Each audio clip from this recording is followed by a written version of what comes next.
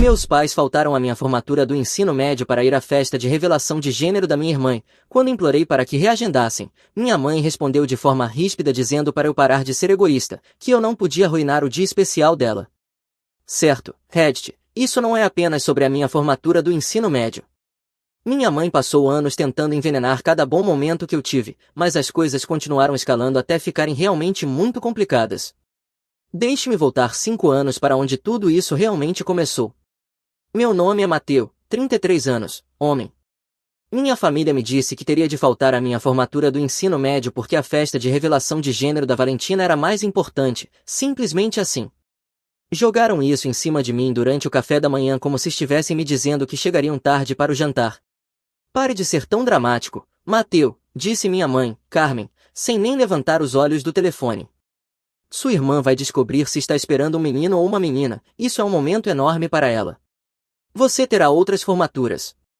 Eu era o orador da turma, com 4 anos de notas perfeitas, capitão da equipe de debates, fazendo trabalho voluntário em um abrigo de animais nos fins de semana porque isso ficava bem nas inscrições, tudo construído para um único momento naquele púlpito, diante de 2.000 pessoas. Pai, você realmente vai perder isso. Ele colocou a caneca de café sobre a mesa com aquele olhar que tinha quando já havia decidido algo e não queria discutir. Sua mãe está certa, Mil. O rancho já está reservado, a família vem de Laredo e Corpus, não podemos remarcar agora. A cerimônia dura 3 horas. Você poderia fazer os 2. Carmen finalmente olhou para mim e eu vi algo em seus olhos que já tinha visto 1000 vezes antes, mas que nunca tinha realmente entendido até aquele momento. Crianças inteligentes não precisam da família por perto. Mateu, você sempre se saiu bem sozinho, esse é o seu jeito, o independente. Vamos comemorar depois. Olhei para Valentina, que estava rolando a tela do telefone, provavelmente planejando o que vestir na própria festa. Ela não disse uma única palavra, nem fingiu se importar. Tudo bem, eu disse. Minha mãe piscou surpresa. Tudo bem. Vão à festa, eu cuido da formatura sozinho. O alívio nos rostos deles deveria ter doído mais do que doeu, mas eu já estava me desligando mentalmente, já pensando no meu próximo passo. Naquela noite liguei para minha avó, a abuela Rosa. Ela atendeu no segundo toque. Mijo, o que houve? Dá para ouvir na sua voz. Contei tudo a ela, a festa, o rancho, eles basicamente dizendo que minha formatura não importava. Ela ficou em silêncio por um longo momento e, quando falou, sua voz tinha um tom de raiva. Sua mãe está cometendo o maior erro da vida dela e ainda nem sabe disso, mas vai saber, Mil, vai saber. Agora me escute. Você lembra do seu valor, mesmo que eles esqueçam, você lembra. 2 dias depois ela me ligou de volta. Quero que você conheça alguém, o nome dele é Pablo, ele é meu amigo. Pela forma como ela disse amigo ficou claro que ele era mais do que isso e, antes que eu dissesse sim, ela completou, vem a casa no sábado de manhã, vista algo bonito. Damien me levou de carro no sábado de manhã. Ele era meu melhor amigo desde o 2º ano, quando nos unimos pelo ódio mútuo às assembleias da escola e pelo amor aos tacos de café da manhã de um food truck. Sua avó tem um namorado, disse ele rindo enquanto entrávamos na garagem. A casa ficava em um daqueles bairros antigos de Alamo Heights. Isso é incrível. Quantos anos ele tem? 70 e poucos, eu acho. Não sei, ela foi estranhamente vaga. $20 dizem que ele é rico. Você é um idiota correto. Pablo acabou sendo exatamente como Damien previu, um sujeito distinto, com cerca de 75 anos, usando uma guaiabera perfeitamente passada e dirigindo uma Mercedes Classe S. Ele tinha aquela coisa que pessoas ricas têm, onde tudo parece caro sem esforço. Sapatos de qualidade, relógio simples, um corte de cabelo que definitivamente não veio de um salão barato. Ele apertou minha mão com firmeza, depois fez o mesmo com Damien. Você deve ser o famoso Damian. Rosa fala de você o tempo todo. Fala mesmo? Damien pareceu genuinamente surpreso. Oh, sim. Diz que você é um idiota, mas que a faz rir. A abuela apareceu na porta com os braços cruzados, tentando não sorrir. Eu disse que você é bom para o Mateu, mesmo se vista como se pegasse suas roupas no lixo. Damien olhou para a camiseta e o jeans perfeitamente normais. O que há de errado com o que estou vestindo? Tudo. Você parece que acabou de sair da cama. Eu acabei de sair da cama, é sábado de manhã. Exatamente o meu ponto. Pablo riu e colocou o braço em volta da minha avó. Entrem, rapazes, vamos conversar. Sua avó me contou que você vai para a Rice, se eu puder pagar. Fui aceito, mas o pacote de ajuda financeira não é suficiente.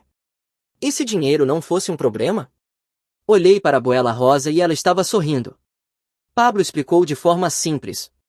Ele tinha feito fortuna com imóveis comerciais em todo o sul do Texas. Ele pagaria tudo na Rice, livros, moradia, tudo. A única condição era que eu prometesse lembrar de onde vim e de quem acreditou em mim quando realmente importou. E mais uma coisa, disse minha avó, na formatura você vai contar a verdade sobre tudo isso. Damien esperou no carro quando voltei, ao olhar para o meu rosto, disse, bem, vou para a Rice com tudo pago, o namorado da sua avó vai pagar. Sim, sua avó é mais legal do que nós dois juntos. O dia da formatura chegou quente e brutal, 95 graus às 9 da manhã. O estádio se encheu de famílias e eu fiquei nos bastidores observando a Abuela Rosa sentada bem na frente, usando um vestido roxo exageradamente elegante, ao lado de Pablo, que parecia estar indo a um jantar de estado. Damien tinha se infiltrado na seção próxima à frente, usando óculos escuros dentro do estádio. O diretor Hernandes seguia com suas observações iniciais em um tom monótono. O coral cantou, o presidente da turma fez um discurso sobre jornadas que não significavam nada e então chamaram meu nome. Caminhei até aquele púlpito e olhei para 2.000 faces. Em algum lugar em Bourne, minha família estava estourando um canhão de confete para descobrir se Valentina teria um menino ou uma menina. Coloquei de lado o discurso que tinha preparado. Eu escrevi algo, mas vou falar sobre outra coisa. O estádio ficou completamente em silêncio. Meus pais não estão aqui. Quando pedi que viessem, minha mãe me disse que crianças inteligentes não precisam da família por perto. Meu pai me disse que eu ficaria bem sozinho, como sempre. Alguém na plateia disse uau, alto o suficiente para ecoar. Mas, para todos que apareceram hoje, obrigado. Olhei para a Abuela Rosa. Ela chorava intensamente, o rímel escorrendo pelo rosto. Para minha abuela, na terceira fileira, você é a razão de eu estar aqui. Você é a razão pela qual eu acredito que vale a pena aparecer. Para você, abuela. Os aplausos começaram tímidos e cresceram até que todo o estádio estivesse de pé. Damien estava em cima da cadeira, gritando algo que eu não conseguia ouvir, mas que provavelmente era inapropriado. Depois, a Abuela Rosa me abraçou com tanta força que achei que minhas costelas iam quebrar. Sua mãe vai perder a cabeça quando souber disso, ela disse sorrindo entre lágrimas. Damien apareceu ainda usando aqueles óculos escuros. Essa foi a coisa mais cruel que eu já vi na vida. Estou tão orgulhoso. Damien, tire esses óculos idiotas, disse a Abuela. Você parece que vai tentar me vender relógios falsos. Abuela, por que você sempre pega no meu pé? Por que você facilita demais? Depois, Pablo levou todos nós para almoçar em uma churrascaria cara no centro. Quando a conta chegou, tentei não olhar para o valor. Então, quando você conta para seus pais? Perguntou Damien enquanto cortava um bife da Rice. Nunca. Deixa eles descobrirem sozinhos. Frio, disse Damien. Respeito isso. A Rice era tudo que San Antônio não era.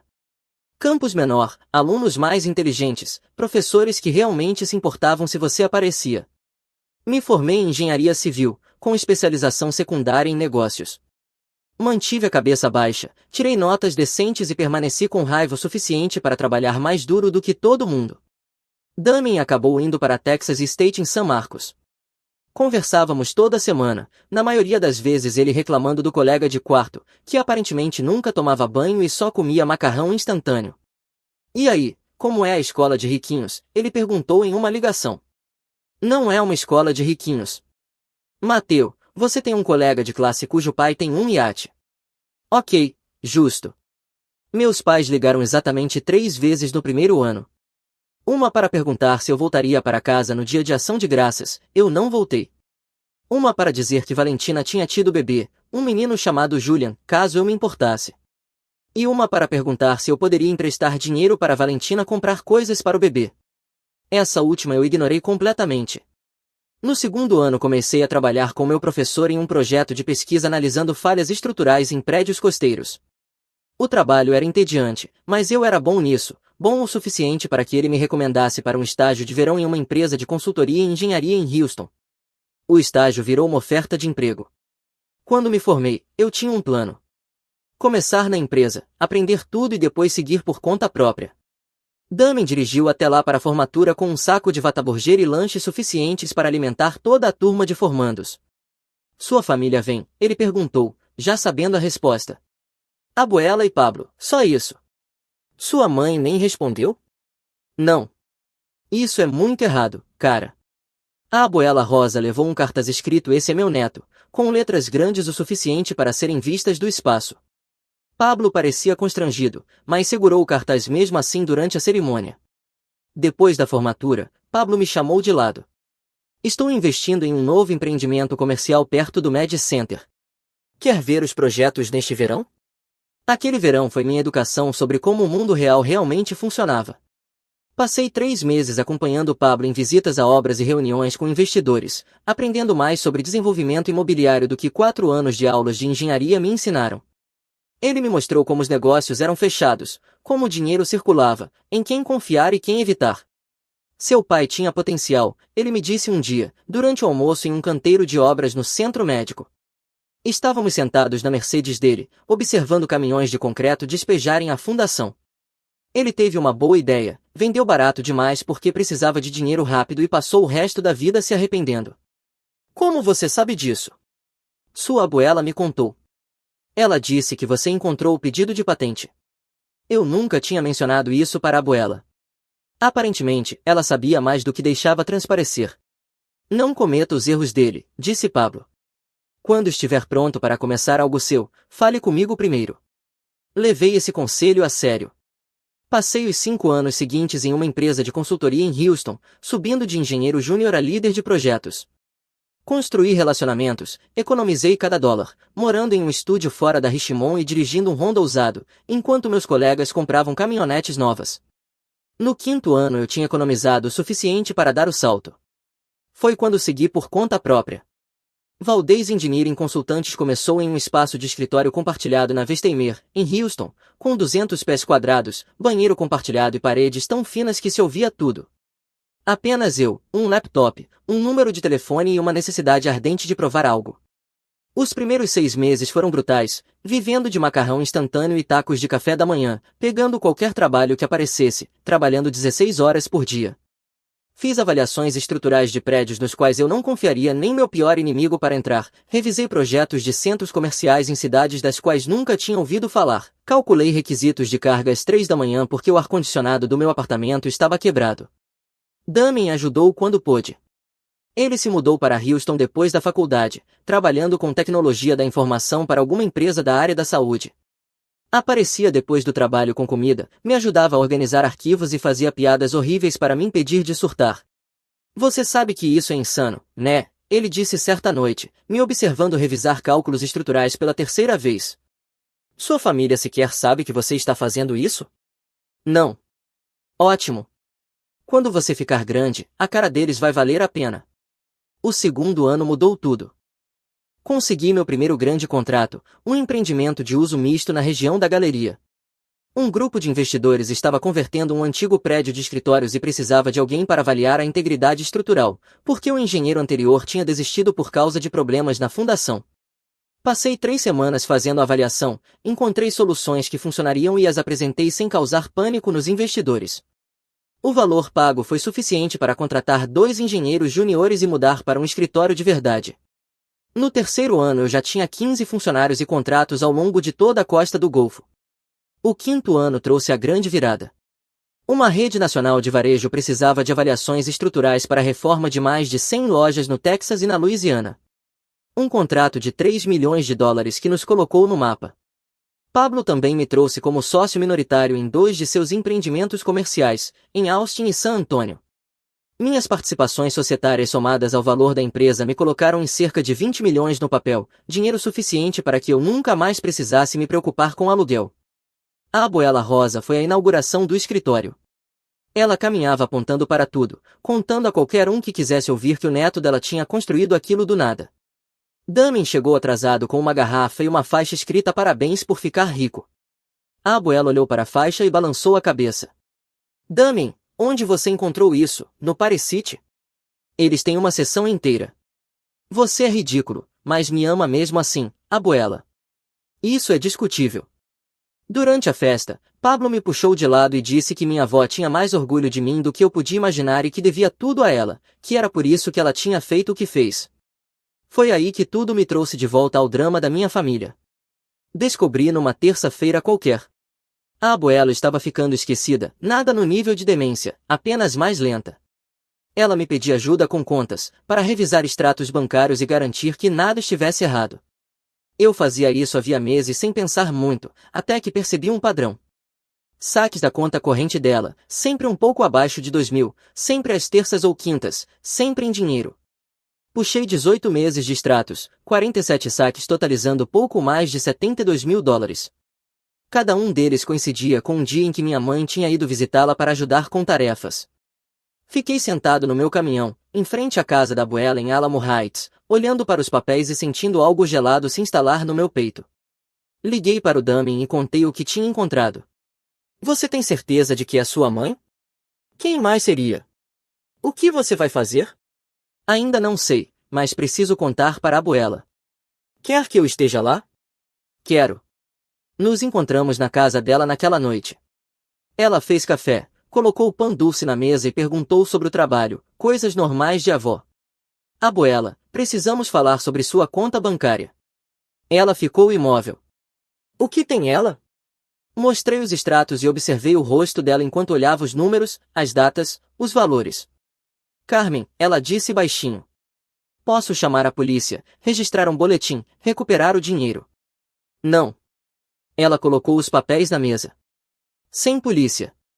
Família não faz isso com família. Abuela, ela roubou de você. Eu sei o que ela fez e sei como lidar com isso. Ela não disse mais nada, só me fez prometer que não confrontaria minha mãe e que não contaria a ninguém. 2 semanas depois minha mãe ligou, a primeira vez em 9 meses.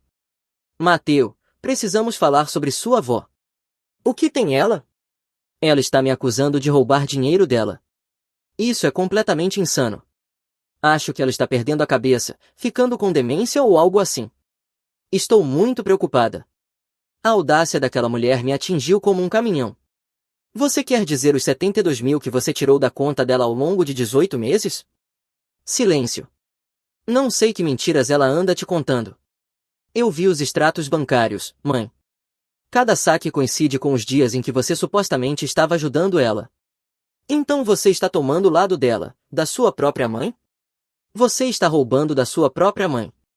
Sim, estou do lado dela. Como você ousa? Eu desliguei. Ela ligou de volta 20 vezes, deixou 12 mensagens de voz, cada uma mais desequilibrada que a anterior. Começou com precisamos conversar como adultos e terminou com você é igual ao seu pai, ingrato e frio. Bloqueei o número dela. Valentina ligou em seguida. O que você disse para a mamãe? Ela está chorando há 2 dias. Pergunta para ela sobre o dinheiro que roubou da abuela. Ela não roubou nada, a abuela deu aquele dinheiro para ela. Engraçado, porque a abuela não lembra de ter dado nada. Você realmente vai escolher uma velha qualquer em vez da sua própria mãe? Aquela velha pagou pela minha educação enquanto todos vocês esqueceram que eu existia, então sim, vou escolher. Você é um idiota, Mateu, e ainda está ajudando ela a sair impune. Tenha uma boa vida. Bloqueei ela também. Meu pai ligou 3 dias depois. Mio, sua mãe está muito abalada. Ela devia estar, ela cometeu roubo. É mais complicado do que isso. Ele não conseguia responder, só repetia que eu não entendia, que estava sendo duro demais, que família é família. Até roubarem uns dos outros. Pai, aí é só roubo. Não bloqueei ele, mas parei de atender depois disso. As coisas continuaram piorando. A abuela Rosa morreu 6 meses depois, um ataque cardíaco enquanto dormia, com o Pablo ao lado. Ela tinha 84 anos. O funeral foi na Catedral de San Fernando, lotado. Acontece que a abuela conhecia todo mundo em San Antônio e metade deles devia favores a ela. Meus pais apareceram, Valentina e Javier com os 2 filhos, sentaram no fundo e não tentaram falar comigo. Damien sentou ao meu lado, usando um terno de verdade pela primeira vez. Você está aguentando? Ele sussurrou. Vou ficar. Carmen se aproximou de mim depois da cerimônia e tentou me abraçar, eu recuei. Não, Mateu, eu sei que tivemos nossas diferenças, mas certamente hoje. Você passou meses roubando da própria mãe enquanto ela estava perdendo a memória e depois tentou me manipular sobre isso. Não existe esse hoje de deixar diferenças de lado, existe você ficando longe de mim. A máscara dela caiu por um segundo e eu vi ódio de verdade por baixo. Você vai se arrepender disso, ela disse baixinho. Eu realmente não vou. A leitura do testamento aconteceu 3 dias depois. A advogada do Pablo, uma mulher chamada Sandra que parecia não aceitar bobagens de ninguém, explicou tudo. A casa ficou para Pablo, a maior parte do dinheiro foi para várias instituições de caridade, algumas joias para primos, e para mim, ela deixou 2 coisas. Primeiro, uma carta. Segundo, uma propriedade em Fredericksburg que eu nem sabia que ela possuía. A propriedade foi comprada 15 anos atrás, disse Sandra. Sua avó fez o pagamento final 2 anos atrás. Desde então vem gerando renda de aluguel e todos os rendimentos foram mantidos em um fundo para você. Quanto estamos falando? Aproximadamente $450.000. A propriedade em si vale cerca de 300 mil. Fiquei ali tentando processar os números, $750.000 simplesmente parados. Por que ela não me contou? Ela queria que você encontrasse seu próprio caminho primeiro. As instruções dela foram específicas. Você não deveria saber disso até depois da morte dela e apenas se já tivesse conseguido por conta própria.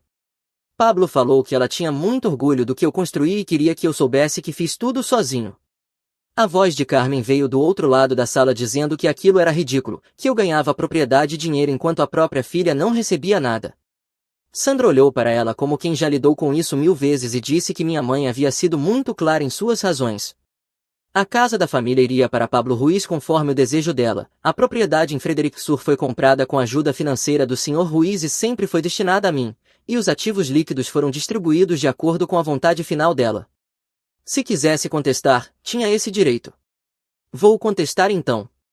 A senhora deve saber que sua mãe incluiu documentação de vários saques não autorizados das contas dela nos últimos 18 meses, saques que, se perseguidos legalmente, configurariam crime grave de furto.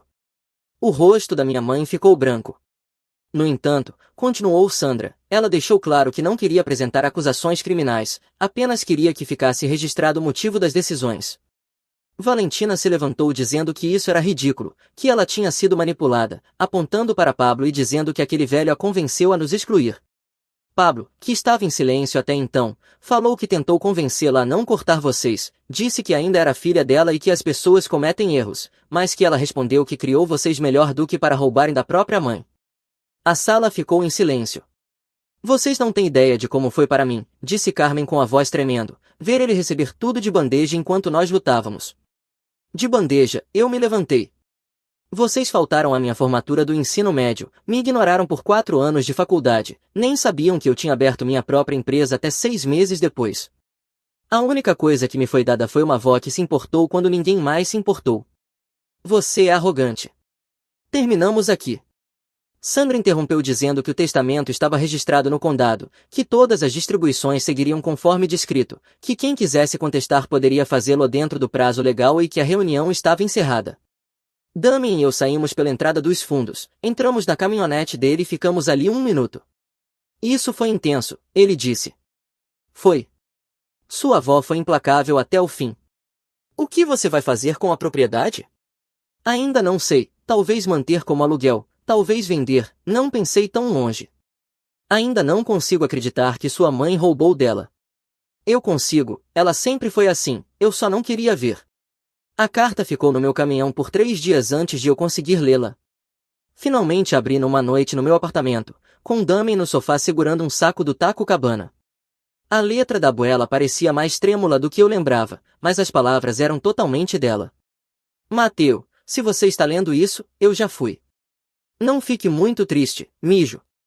Eu vivi uma boa vida, amei boas pessoas e comi boa comida, isso é tudo que alguém pode pedir.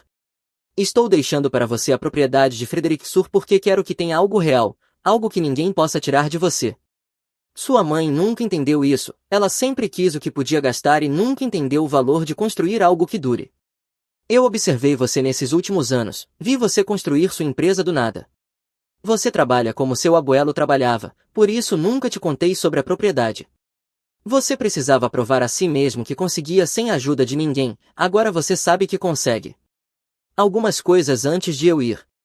Sua mãe não vai mudar a menos que precise, não a deixe voltar para sua vida baseada em desculpas e lágrimas. Eu a vi manipular pessoas por 40 anos, ela é muito boa nisso. Damien é um bom amigo, meio bobo às vezes, mas leal, mantenha-o por perto.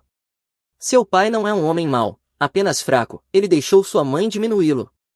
Se algum dia ele criar coragem para se impor e ser melhor, talvez dê a ele uma chance. Seja bem-sucedido, mijo. Seja feliz, seja o tipo de homem que aparece para as pessoas que importam e lembre-se de que você vale a pena aparecer.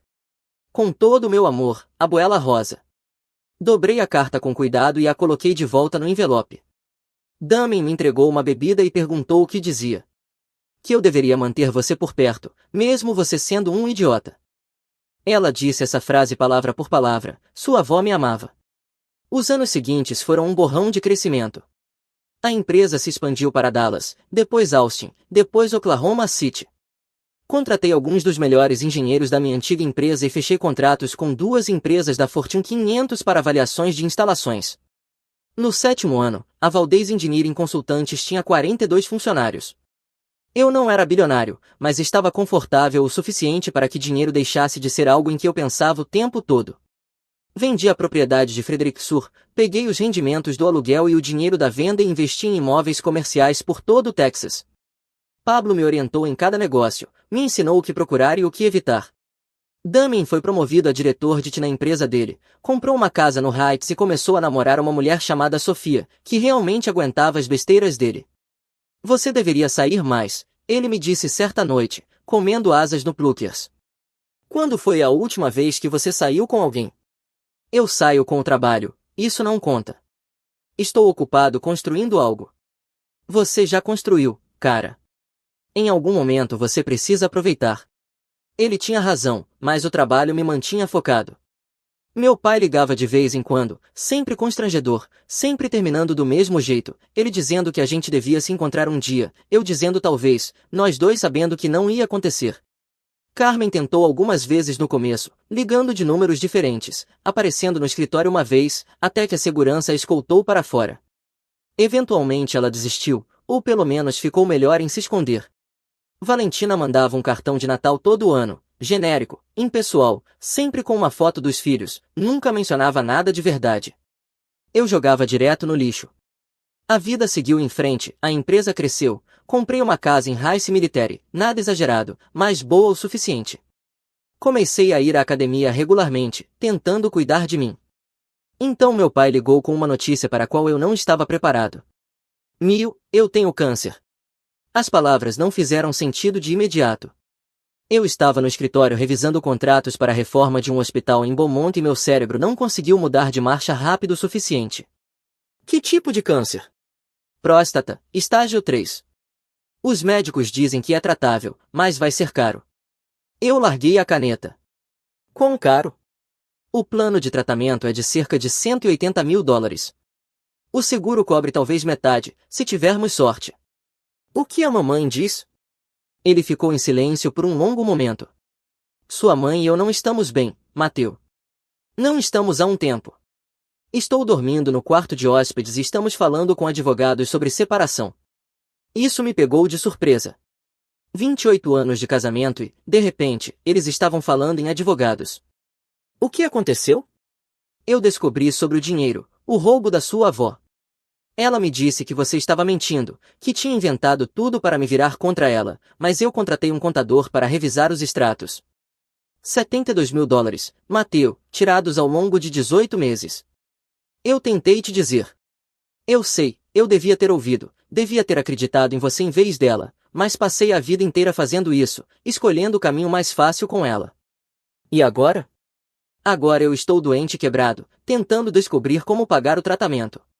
A casa tem uma segunda hipoteca que fizemos 3 anos atrás para o casamento da Valentina. Sua mãe estourou nossos cartões de crédito. Nossas contas de aposentadoria estão quase vazias. Eu não tenho $90 mil parados. Parte de mim quis dizer que isso era problema dele, quis desligar e voltar para contratos, reuniões e para a vida que eu tinha construído sem eles. Mas ele era meu pai, fraco, sim, Sempre concordando com tudo, com certeza, mas não mal, apenas cansado. E a Valentina? Eles declararam falência no ano passado. O negócio do Javier faliu. Eles estão morando com a Carmen agora. Então todo mundo estava quebrado e desesperado. Ótimo. Eu não estou pedindo que você pague por isso, meu pai disse rápido. Eu só queria que você soubesse. Quanto tempo você tem para decidir o tratamento? O oncologista quer começar em 3 semanas, se eu for fazer, se. Como se estivesse considerando simplesmente deixar acontecer. Não seja idiota, pai. Faça o tratamento. Com que dinheiro? Eu vou dar um jeito, Mateu. Você não precisa, eu disse. Eu dou um jeito. Desliguei e fiquei ali sentado, olhando para o nada. Damien apareceu no meu escritório 1 hora depois. Eu tinha mandado uma mensagem dizendo preciso conversar, e ele simplesmente apareceu. O que houve? Contei a ele sobre o câncer, o dinheiro, tudo. Então, o que você está pensando? Estou pensando que provavelmente devo ajudar, porque ele é meu pai, porque foi o único que ao menos tentou, que ligou para me contar pessoalmente, em vez de mandar a mamãe me manipular, admitiu que errou. Isso é mais do que recebi de qualquer outra pessoa daquela família. Verdade. Então você vai pagar? Uma parte, não tudo. Ele precisa ter responsabilidade nisso. Liguei para meu pai 2 dias depois. Vou te dar 60 mil para o tratamento. O resto é com você. Mateu, eu não posso aceitar. Pode sim e vai considerar isso um empréstimo, se isso te fizer sentir melhor. Me pague quando puder, mas você vai fazer o tratamento. Ele ficou em silêncio, depois disse obrigado. Uma condição. Qual? Você não conta para a mamãe de onde veio o dinheiro e, se ela pedir para você me pedir mais, a resposta é não. Fechado. E pai, isso não conserta tudo entre nós, mas é um começo. Eu sei, não estou esperando. Eu ainda não terminei. Você ficou parado vendo ela me tratar como lixo por 18 anos. Você escolheu o caminho fácil todas as vezes. Então, se vamos ter qualquer tipo de relacionamento daqui para frente, isso precisa mudar. Você precisa realmente se posicionar. Você está certo. Eu sei que estou. Talvez a gente possa almoçar algum dia depois que eu começar o tratamento, quando eu estiver me sentindo melhor. Talvez. Vamos ver. Transferiu dinheiro no dia seguinte, 60 mil para uma conta apenas no nome dele. Damien veio à minha casa naquela noite com comida tailandesa e HBO. Você fez a coisa certa, ele disse. Fiz mesmo? Fez. Você ajudou seu pai sem deixar sua mãe te manipular. Isso é crescimento. Parece estranho. É para parecer. Você passou 5 anos cortando todos eles. Agora está sendo seletivo sobre quem volta a entrar. Isso é saudável. Desde quando você entende de saudável? Desde que a Sofia me fez começar a ler livros de autoajuda. Você está lendo livros de autoajuda? 2 por mês. E não é tão ruim assim, né? Meu pai começou o tratamento 3 semanas depois, quimioterapia, radiação, todo o processo brutal. Eu não visitei o hospital, mas ligava uma vez por semana para saber como ele estava. Como você está se sentindo? Como lixo, mas os médicos dizem que está funcionando. Sua mãe perguntou de onde veio o dinheiro. O que você disse para ela? Que eu vendi algumas ferramentas e peguei emprestado de um amigo. Ela não acreditou em mim, mas também não insistiu, o que foi bom. Mantivemos tudo no nível superficial, conversas fáceis sobre o tratamento, os efeitos colaterais e o que os médicos estavam dizendo, nada profundo, nada sobre o passado. 3 meses depois ele ligou com notícias, os exames voltaram limpos, os tumores estavam diminuindo, os médicos estavam otimistas. Isso é ótimo, pai. Quero te levar para almoçar para agradecer direito. Encontrei com ele em uma churrascaria em Alamo Heights. Ele estava com aparência ruim, magro, pálido, se movendo com cuidado. Você está péssimo, eu disse ao sentar.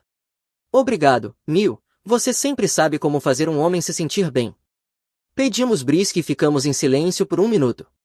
Eu dei entrada no divórcio, ele disse. Finalmente.